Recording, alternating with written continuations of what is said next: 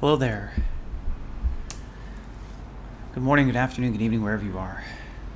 I'm Ryan in Singapore. Welcome to the Mindfulness Daily Practice. Although I suppose it's not so daily anymore. But, I've decided, at least for now, I don't really want to change the name because I do think it's important. I'm still practicing daily, and I hope you still are too. So even if I'm not here, this really is the emphasis of this daily practice is to remind you that regular practice is really the key to seeing success, to be successful in your meditation process. So I do hope you're continuing to meditate every day. Letting go and attachment and letting go was the topic that we most recently talked about. I was going to talk about the parable of the trapeze on Tuesday, but I suppose I don't really want to talk about insomnia very much. I rarely have trouble sleeping, but this was one of those times. And I think what's really funny is just seeing myself kicking myself when I'm trying to fall asleep. Kicking myself because I was doing exactly what I know I shouldn't do, which is like the longer I went without sleeping, the more I was like thinking those thoughts. Oh my gosh, if I don't sleep right now, I'm not going to be performing my best when I'm, in front of the police tomorrow, right? And I think that's really what it was the stress of the performance. So, I taught Search Inside Yourself to the Hong Kong police on Tuesday, and it went great. I was really in, I was in the flow, and it worked wonderfully. And I was able to hold everybody's attention, and the feedback was good. So, it went well, but the night before was not a night of good sleep. So I thought I'd at least share that with you, to let you know that even though I sit here and I talk about meditation and I meditate every day, it doesn't mean that I'm perfect at all of these things. So anyway, that's just a little side note of what happened. Today, Tuesday was supposed to do parable of the trapeze about transition and letting go. So I'll table that to this coming Tuesday. And now today's topic is about aging. And I don't know, I guess I struggle to do this topic because I don't think it's a very popular one. I think that people don't really want to, just generally speaking, people don't want to admit that they're aging. Don't want to admit that that things are deteriorating over time, that what I've got right now is going to be different from what I'm going to have, my abilities and my body. It's all going to change over time. And there's so far nobody in the world has lived forever, and I think the expectation of living forever. I've seen a few people. I saw something online about some guy who's trying to, really elongate his life by doing all of the, spending millions of dollars on his health. I get it, but I wonder what part of that is. There's one thing is being healthy, and another is really being attached to this physical form. And so that's really what I kind of wanted to walk through today, is that this physical form is impermanent, and I think we very often want to escape this inevitability, this future inevitability, right? And it's like, so much do we want to escape it. I'm not even saying the words, that this existence is finite, and we don't think about it enough. And I think it was. I tried to look it up to see if it's true, but I had heard that the Bhutanese contemplate death once a day, that they always remember, I'm going to die, my time here is finite, make the best out of this moment, I'm only alive in this moment. Jon Kabat-Zinn says, you only have moments to live. I like that. It gives a sense of urgency to what we're doing now, and goes, hey, why not make the best? Why not remember that what I'm doing here can make a difference too, and I reflect on my own highest intention, which is to make the place I'm in better for my having been there. And so can I continue with that simple but powerful mission? and keep it up. And I think that letting go of this this physical form is important, and it does help to give urgency to what we're doing and remind ourselves to really to make the best of it. And so that's really what this is about, is can I let go of my attachment to this and to this thing the way that it is. My yoga teacher said to me a few weeks ago, you have to give some poses back. We're working on developing poses. We're going to get certain postures, but just be aware as you age. There are some of these poses we have to give back, and I like the way he said it. I like that. Give it back. And interestingly, on the plane, I opened a book that I haven't opened in a long time, and I think the only reason that I opened it was because what books did I have available on PDF? As one of them is The Teachings of Ajahn Chah. So he's a Buddhist monk he's dead now, but was from Thailand. If you're from Australia and you're Buddhist, you might have heard of Ajahn Brahm in Perth. He's a student of Ajahn Chah. And I just happened to come across something about this topic, right? Just happened to bring it up, and I guess I just wanted to read it because I thought it was really interesting. Read a little excerpt from it, and it's about our attachment to our bodies. So I'll read it here before we get started in our practice. Okay, so he talks about the 5 basic meditation themes of head hair, body hair, nails, teeth, and skin. And some students and educated people snicker themselves when they hear this part of the ordination ceremony and says, what's Ajahn trying to teach us here? Teach us about the hair when we've had it for ages. He doesn't have to teach us about this. We know it already. Why bother teaching us something we already know? Dim people are like this. They think they can see the hair already. I tell them that when I say see the hair, I mean to see it as it really is. See the hair as it really is. See nails, see teeth, see the skin as they really are. That's what I call seeing. Not seeing in a superficial way, but seeing in accordance with the truth. We wouldn't be so sunk up to our ears and things if we could really see things how they are. Hair, nails, teeth, skin. What are they really like? Are they pretty? Are they clean? Do they have any real substance? Are they stable? No, there's nothing to them. They're not pretty, but we imagine them to be so. They're not substantial, but we imagine them to be so. Hair, nails, teeth, skin. People are really hooked on these things. The Buddha established these things as basic themes for meditation. He taught us to know these things. They're transient, imperfect, and ownerless. They are not me or them. We are born with and deluded by these things, but they're really foul. Suppose we didn't bathe for a week. Could we bear to be close to each other? We'd really smell bad. When people sweat a lot, such as when a lot of people are working together, the smell's awful. We go back home and we rub ourselves down with soap and water, and the smell abates somewhat, and the fragrance of the soap replaces it. Rubbing soap on the body may make it seem fragrant, but actually the bad smell of the body is still there, temporarily suppressed. When the smell of the soap is gone, the smell of the body comes back again. We tend to think of these bodies as pretty, delightful, long-lasting, and strong. We tend to think that we will never age, get sick, or die. We are charmed and fooled by the body, so we are ignorant of the true refuge within ourselves. The true place of refuge is the mind. The mind is our true refuge. This hall here may be pretty big, but it can't be a true refuge. Pigeons take shelter here, geckos take shelter here, lizards take shelter here. We may think the hall belongs to us, but it doesn't. We live here together with everything else. This is only a temporary shelter. We must soon leave it. People take these shelters for refuge, and we tend to take this physical shelter, and this is back to me again, for granted as well. This place of refuge. So that's our little talk about impermanence of the body. I know, I love it. Jen says ew, and it is, right? And I think that's what's interesting, right? Is we, all of this stuff, we do things to try and beautify ourselves and maybe forget about the true nature of things. Anyway,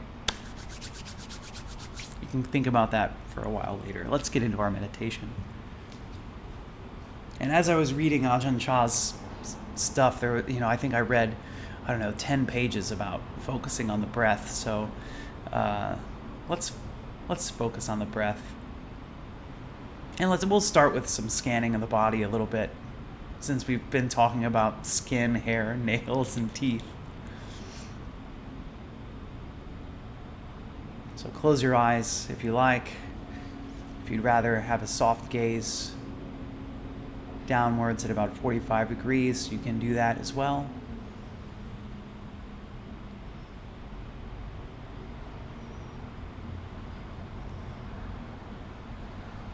So maybe rolling the shoulders once or twice, moving the head around, just to help invite a little bit of relaxation into the body.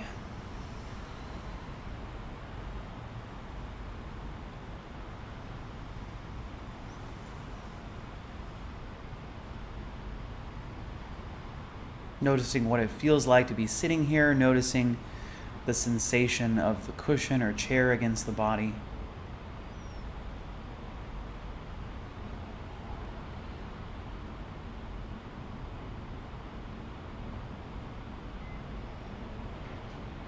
Noticing that we're breathing.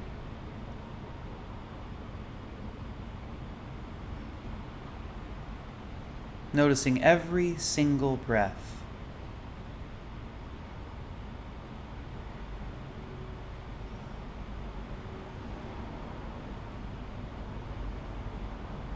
So let's just take a moment to scan through the body to see the state of the body, see the state of whatever tension you may be experiencing, whatever places are relaxed. So let's start at the toes and the toenails. Can you feel your toenails? Your feet, your ankles, your lower legs, your knees, your thighs, the pelvis, the lower back, the upper back, the abdomen, moving with each breath, the chest also moving and changing with the breath. And the hands, the fingers, the fingernails. Can you feel your fingernails?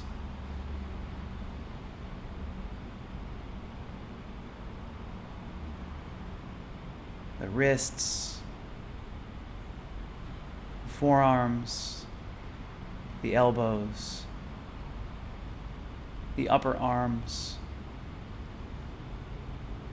the shoulders, the neck, the chin and the jaw, the teeth, the tongue, the lips, the nose, the ears, the eyes, the eyebrows, the forehead, the scalp and the hair, and the back of the head.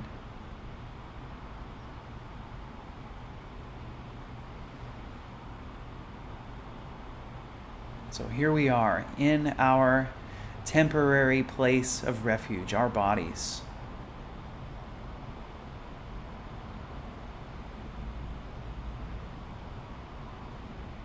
And here we are alive, breathing.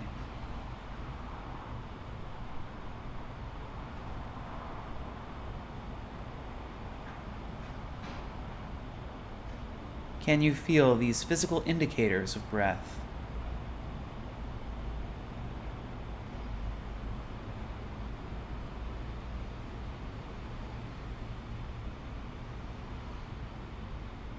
And as I was reading Ajahn Chah's teaching, the way He follows breath is tip of the nose. So on the inhale, tip of the nose, chest, abdomen. The exhale, abdomen, chest, tip of the nose. Inhale, tip of the nose, chest, abdomen. Exhale, abdomen, chest, tip of the nose. You can try it today if you like. Otherwise, you can feel free to just let your attention rest on one area if that's better for you.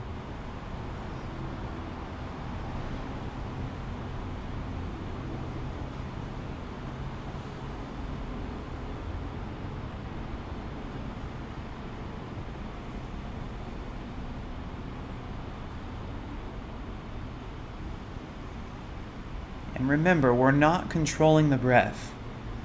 So sometimes when we're systematically looking at the breath like this, the tip of the nose, the chest, the abdomen, it might change our breath. We might feel more compelled to control the breath. So remembering to let go as best you can. I know that maybe sometimes it takes a bit of practice.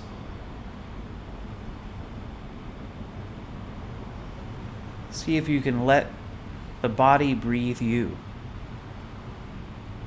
You're just along for the ride. You're the passive observer. Your body is still. And as the body becomes still, so does the mind. The mind can become peaceful.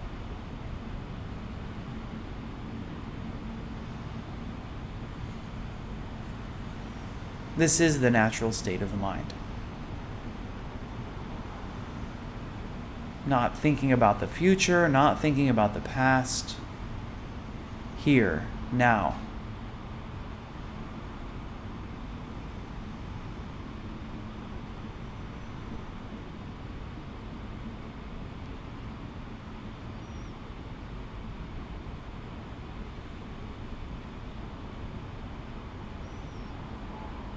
Savoring this moment. This moment that we have to be alive.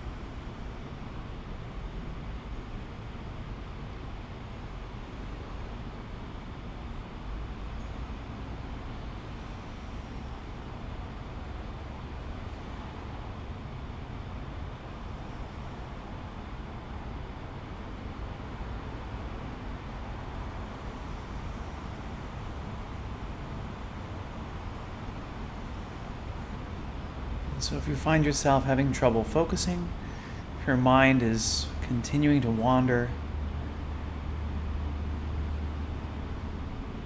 if you like, you can always bring some words, bring some kind of mantra in to help. Something like, as I breathe in, I know that I am breathing in. As I breathe out, I know that I am breathing out.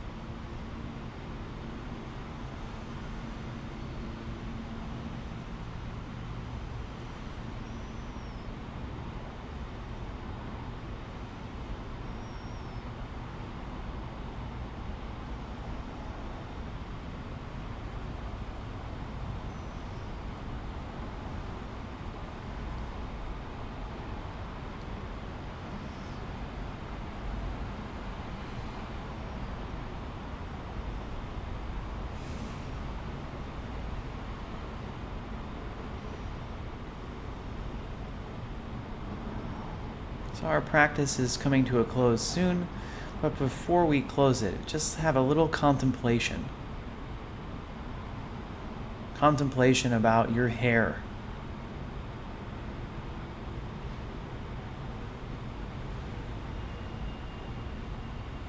True nature, what is my hair?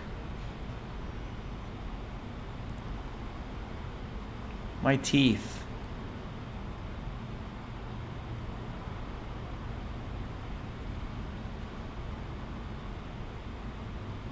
My skin.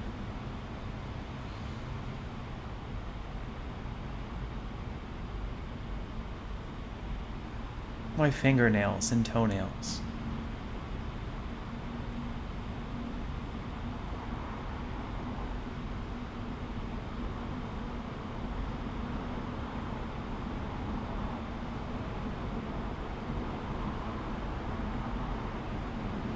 Thank you everybody for practicing. I'll close our practice with 3 rings of the bell.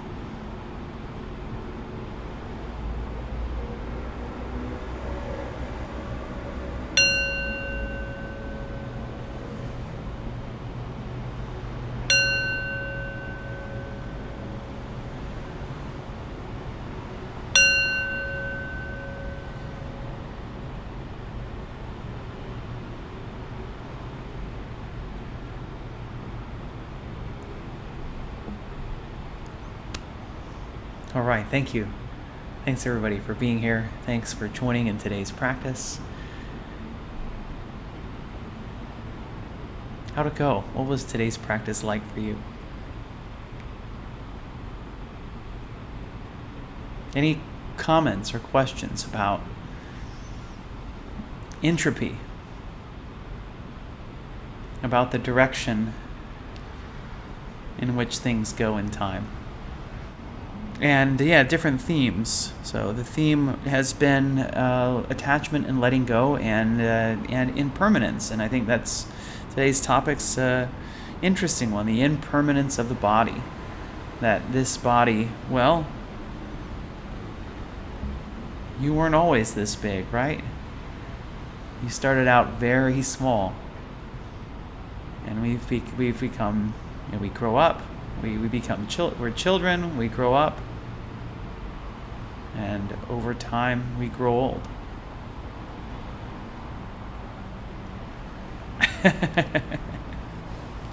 Jean says, I want to take a shower, wash my hair, and trim my nails. Well, the fragrance covers up the true nature and the true reality. Yeah, aging is hard, especially when I have to start medication. Thanks, Angela, for sharing. That's that can be frustrating, right? Like you start blood thinners and then you're on blood thinners for the rest of your life, or high blood pressure medication, or whatever medication you have to take. I know. I look at my parents are taking a handful of pills every day. It's just how it goes. This is we do the best, right? I mean that's part of the theme. I mean that's what one of the reasons I come here as well. That the advice that I give is to try to take the best care, eat well, exercise often, sleep enough, hydrate enough, meditate every day. Do these 5 things. Keep your body, your body and your mind are not disconnected. These 2 things, and your emotions, right? These 3 things, this triangle, is always connected. So you take better care of your body. And this is interesting as well. As I was gone in Hong Kong, here, it's funny, right? Like what I have control of. I've got, I'm like looking over at my kitchen area, right? There's a refrigerator that I've got all of the foods that I know are good for me. When I was in Hong Kong, I didn't exercise, I didn't sleep enough, and I didn't eat well. And all 3 of those things showed up, and I'm happy to be back. I feel the impact of all of that. So do take good care of yourself. Not to stop aging, because it's not stoppable. It's to make it so that you are better to face your life, so that you are, so that your mind is clear, and that your mind can be clear and peaceful and happy. Take care of your body well, and it will help with the state of the mind.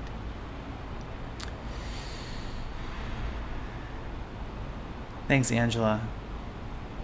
Yeah, thyroid medication, exactly. And this is what I'm, all kinds of different medications. So, thanks everybody for being here and sharing. And be well, make the most out of your life. It is finite, and there is an impact that you can have on yourself and others. So keep practicing, keep meditating, keep taking good care of yourself, and you can't help it. Like, as long as you're doing the right things, you can't help but make a positive impact on the world. You'll see. Take care, everyone. See you again on the Saturday morning. The author is Ajahn Chah. Diane says, thanks for reading that, Ryan. It is especially a valuable way to consider the rise and fall of my satisfaction with my body in any particular point in time. Thanks so much for sharing. All right, let's share our well wishes with ourselves and with everybody else before we close. May I be happy and peaceful. May everyone watching, listening, wherever you are, I wish you all happiness and peace. May all sentient life on this planet and in this great universe of ours, and all of those yet to be born, I wish them all happiness and peace. Thank you, everyone. Be well. See you again soon. Bye-bye.